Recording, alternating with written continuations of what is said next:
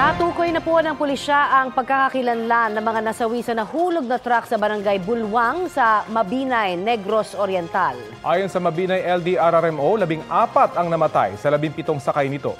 Sa inisyal na investigasyon, nakisakay lamang daw ang karamihan sa mga pasahero nito. Ginagamit ang truck para magkarga ng mga ibinibentang hayop at papunta raw sana ito sa isang livestock market nang maaksidente. Kwento ng isa sa mga nakaligtas, nawalan ng preno ang truck kaya ito nahulog. Wala pang pahayag ang driver na kabilang sa 3 sugatan. Kapuso, para sa mga maiinit na balita, mag-subscribe sa GMA Integrated News sa YouTube. Sa mga kapuso naman abroad, subaybayan nyo kami sa GMA Pinoy TV at sa www.gmanews.tv.